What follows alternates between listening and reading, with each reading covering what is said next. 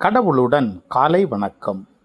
புனித லூக்கா எழுதிய நற்செய்தி 15ஆம் அதிகாரம் 1 முதல் 3, 11 முதல் 32 வரை உள்ள இறை வார்த்தைகள். அக்காலத்தில் வரி தண்டுவோர் பாவிகள் யாவரும் இயேசு சொல்வதை கேட்க அவரிடம் நெருங்கி வந்தனர். பரிசேயரும் மறைநூல் அறிஞரும், இவர் பாவிகளை வரவேற்று அவர்களோடு உணவருந்துகிறாரே என்று முணுமுணுத்தனர். அப்போது அவர் அவர்களுக்கு இந்த உவமையை சொன்னார். ஒருவருக்கு 2 புதல்வர்கள் இருந்தார்கள். அவர்களுள் இளையவர் தந்தையை நோக்கி, அப்பா, சொத்தில் எனக்கு உரிய பங்கை தாரும் என்றார். அவர் சொத்தை அவர்களுக்கு பகிர்ந்து அளித்தார்.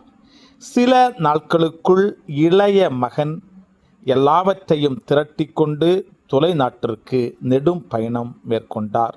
அங்கு தாறுமாறாக வாழ்ந்து தம் சொத்தையும் பாழாக்கினார். அனைத்தையும் அவர் செலவழித்தார். பின்பு அந்த நாடு முழுவதும் கொடிய பஞ்சம் ஏற்பட்டது. அப்பொழுது அவர் வறுமையில் வாடினார்.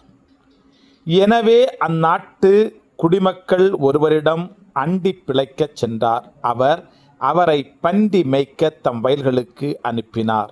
அவர் பண்டிகள் தின்னும் நெற்றுக்களால் தம் வயிற்றை நிரப்ப விரும்பினார். ஆனால் அதை கூட அவருக்கு கொடுப்பாரில்லை. அவர் அறிவு தெளிந்தவராய், என் தந்தையின் கூலி ஆட்களுக்கு தேவைக்கு மிகுதியான உணவு இருக்க நான் இங்கு பசியால் சாகிறேனே. நான் புறப்பட்டு என் தந்தையிடம் போய், அப்பா, கடவுளுக்கும் உமக்கும் எதிராக நான் பாவம் செய்தேன். இனிமேல் நான் உம்முடைய மகன் எனப்பட தகுதியற்றவன். உம்முடைய கூலி ஆட்களுள் ஒருவனாக என்னை வைத்து கொள்ளும் என்பேன் என்று சொல்லிக் கொண்டார். உடனே அவர் புறப்பட்டு தம் தந்தையிடம் வந்தார். தொலைவில் வந்து கொண்டிருக்கும் போதே அவர் தந்தை அவரை கண்டு பரிவு கொண்டு ஓடிப்போய் அவரை கட்டி தழுவி முத்தமிட்டார். மகனோ அவரிடம், அப்பா, கடவுளுக்கும் உமக்கும் எதிராக நான் பாவம் செய்தேன். இனிமேல் நான் உம்முடைய மகன் எனப்பட தகுதியற்றவன் என்றார். தந்தை தம் பணியாளரை நோக்கி, முதல் தரமான ஆடைகளை கொண்டு வந்து இவனுக்கு உடுத்துங்கள். இவனுடைய கைக்கு மோதிரமும் காலுக்கு மிதியடையும் அணிவியுங்கள். கொழுத்த கன்றை கொண்டு வந்து அடியுங்கள். நாம் மகிழ்ந்து விருந்து கொண்டாடுவோம். ஏனெனில் என் மகன் இவன் இறந்து போயிருந்தான், மீண்டும் உயிர் பெற்று வந்துள்ளான்.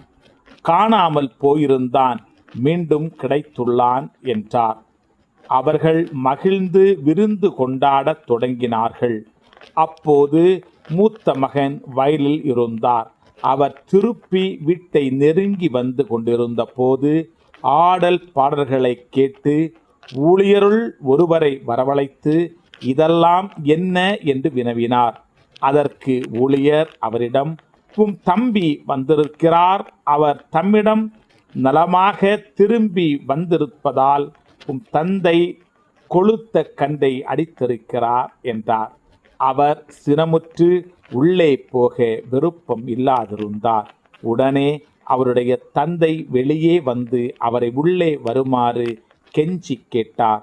அதற்கு அவர் தந்தையிடம், பாரும், இத்தனை ஆண்டுகளாக நான் அடிமை போன்று உமக்கு வேலை செய்து வருகிறேன்.